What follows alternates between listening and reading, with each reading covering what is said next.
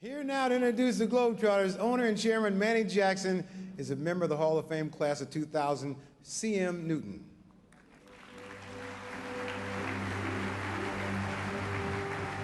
Thank you, Mashad, and welcome, ladies and gentlemen, to the evening. It's a tremendous honor and privilege for me to have been asked by the Globetrotter organization to be the presenter of the Harlem Globetrotters for enshrinement into the Naismith Memorial Basketball Hall of Fame.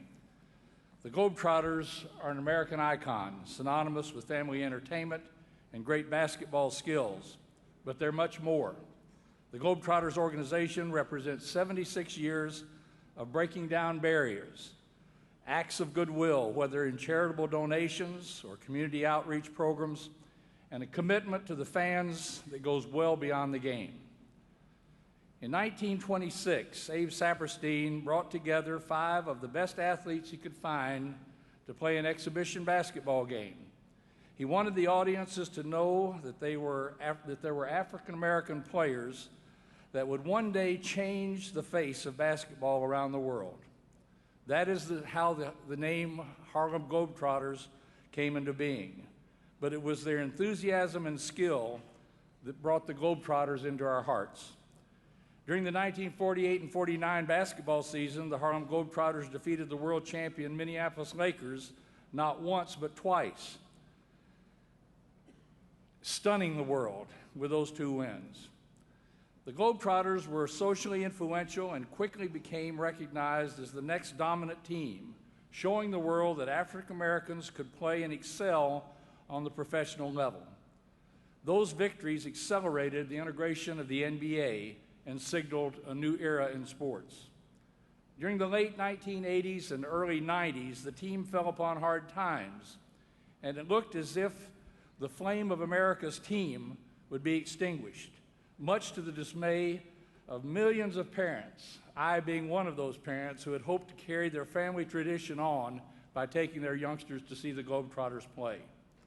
Then in 1993, when the team was on the brink of bankruptcy, former Globetrotter player Manny Jackson stepped in and purchased the organization, making him the first African-American to own a major sports and entertainment team.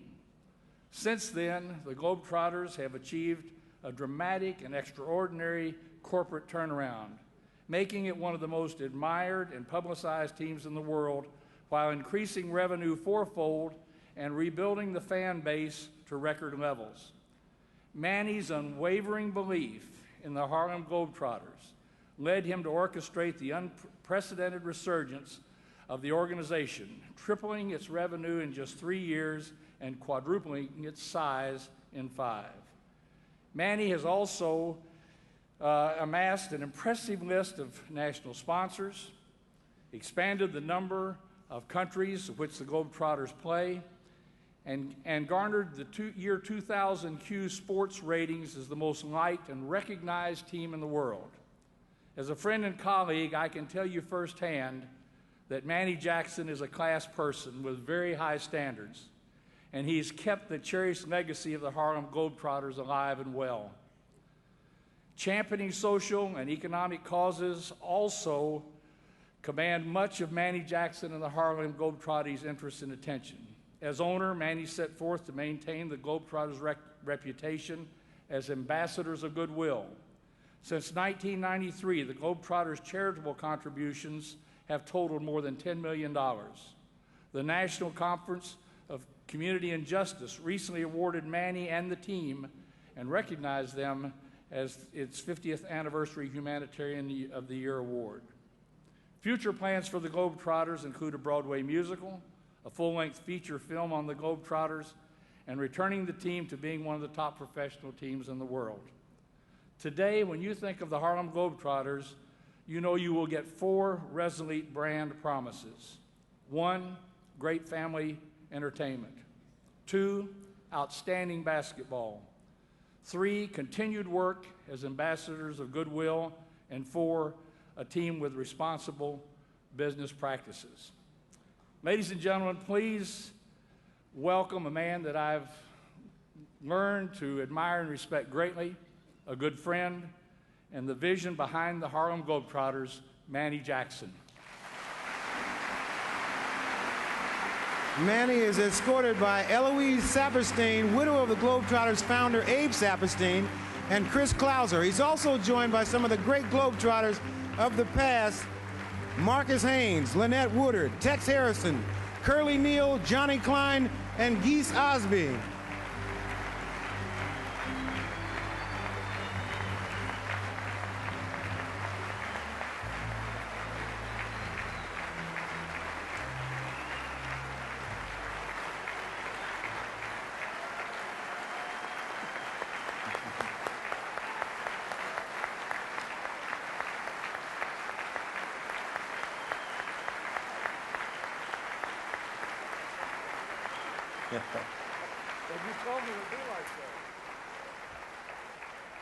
The Harlem Globetrotters, truly a pioneer in spreading this game around the world.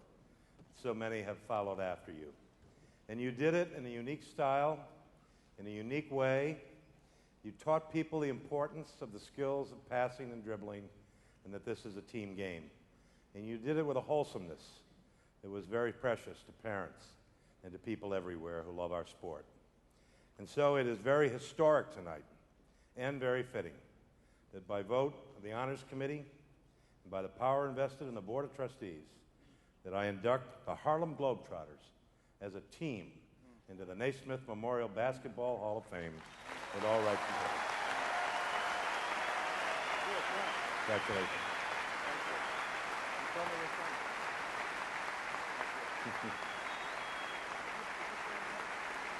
Mrs. Saperstein, congratulations.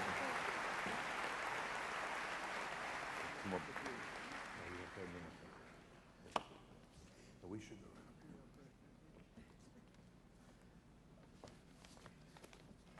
You know, I've done a lot of things over the past 25 years, and I never thought I'd be affected by anything the way I am tonight. This is special. I do want to take a minute to thank some very special people. I was escorted up to the stand tonight by Chris Clouser, who's the president of Burger King. And Chris Clouser helped me make the first payroll for the Harlem Globetrotters. He's very special and a good friend.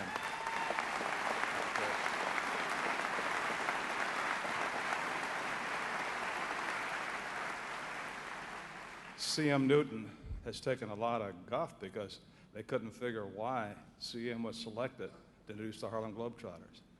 CM has been, for many years to me, an absolute inspiration. This man is a pioneer. I watch Tubby Smith, and I watch what he's doing, and I think, there's a guy that cares about people when no one's looking. And I'm proud to have him in my camp, and I'm proud to say I selected CM because I like him. My guy. My guy. Sitting here tonight is the person that I grew up with. Since I was 4 years old, we played in junior high school together. We went through first and second grade together. Drove down south with him to pick cotton when we were kids. We went through everything together I can think of. We dreamed the kind of dreams that you'd never think possible. We played in college together. We played the Globetrotters together. And we're now working together with the Harlem Globetrotters. His mother virtually raised me, and I'm very proud to see that Governor Bond is here tonight. Governor, thanks for being here. Thanks for being here.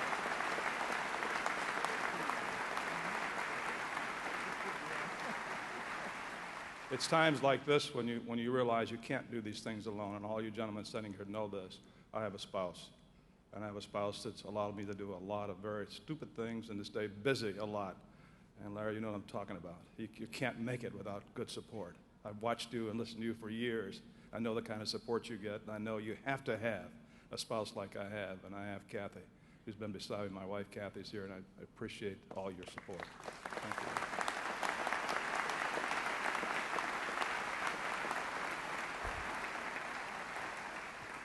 Hey, Magic, it's times like this when I knew I'd feel this way, but I didn't know what to do about it. You kind of wish you were Martin Luther King or you were John F. Kennedy, so you could say something profound, you know what I mean, that would be remembered and could be chronologized about what happened, because I can't do history to the history and the impact this organization, the Harlem Globetrotters, have had over the years. I just can't do it. The Harlem Globetrotters are, in fact, a team that has advanced the game of basketball, and believe it or not, the perception of democracy through their grace, their humility, and their sense of humor. I had a funny discovery several years ago, and that was that many of our young players with the Harlem Globetrotters, and I have two of them here tonight, believe that the historical collection or connection of African Americans to the game of basketball began with their glorious success of the NBA, or the achievements of Michael Jordan, Lisa Leslie, and Julius Erving. Many of these young people even thought that the Globetrotters started with a TV cartoon in the 70s, Scooby-Doo, if you will, Meadowlark Lemon, and my friend Curly Neal. And in the process of having these beliefs, did not see clearly that the Harlem Globetrotters have in fact been pioneers, champions, and innovators. Simply put, and I believe this very strongly, the New York Rens and the Harlem Globetrotters were great teams.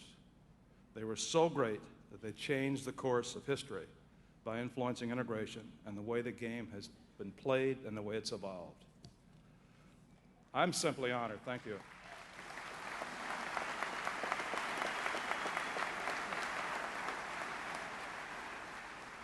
I'm simply honored to be in a position tonight to accept this recognition on behalf of the team's fans. 120 million people have seen us play, and accept it on behalf of the countries visited, 117 countries, and on behalf of all the players, 524 players in 76 years, who traveled, laughed, played, and thrilled audiences. They did this always together and always with one goal: to make basketball fun, to be entertaining, and to be the best ambassadors for this country and their families that they could be. I will also add, David, this is a huge step for the Hall of Fame. Thank you. Thank you. It's a huge step in being fair, in being inclusive, and being historically accurate. And for that, we appreciate you. Thank you.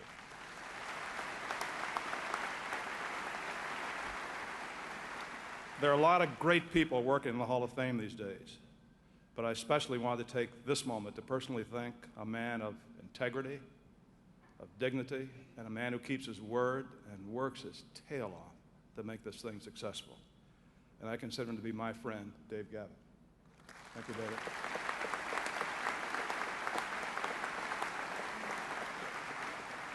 I also want to remember the Harlem Globetrotter legends. Some of them stand behind me tonight. And they're all champions, all proud pioneers, such as Tex Harrison, who's entering his 46th season with the organization. Hall of Famer Marcus Haynes, simply the best dribbler and ball handler the game has seen. Geese Hosby, who entertained fans around the world for 24 years as a showman. Geese.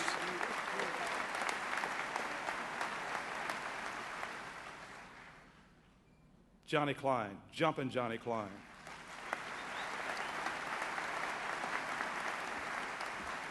He's now a PhD and played on the first undefeated Harlem Globetrotter team in 1959. And a crowd pleaser for the ages, recognized by everybody. Curly Neal.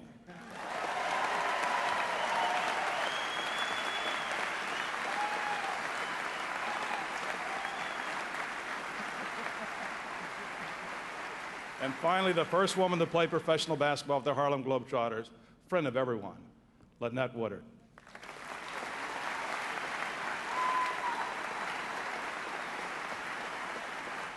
And John and Magic, somewhere in this room tonight, the spirits, Wilt Chamberlain, of Goose Tatum, of Clarence Cave Wilson, of Pop Gates, of Leon Hillard, David, of Sonny Boswell, of Duke Cumberland, Dick Hudson, and recently deceased Willie Thomas. Somewhere their spirits are with us tonight, along with scores of other legends and greats who were part of the Harlem Globetrotters. Thank you.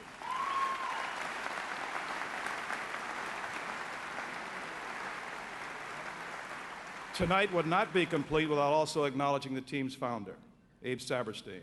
His daughter Eloise stands here.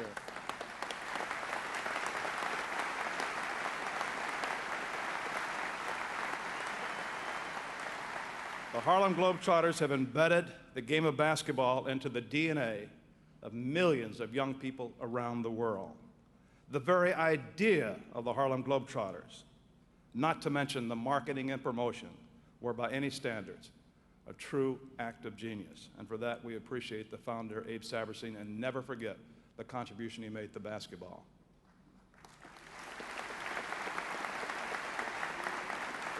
I read in a paper in Europe 2 years ago that made this statement: the Harlem Globetrotters are not just the best of basketball teams.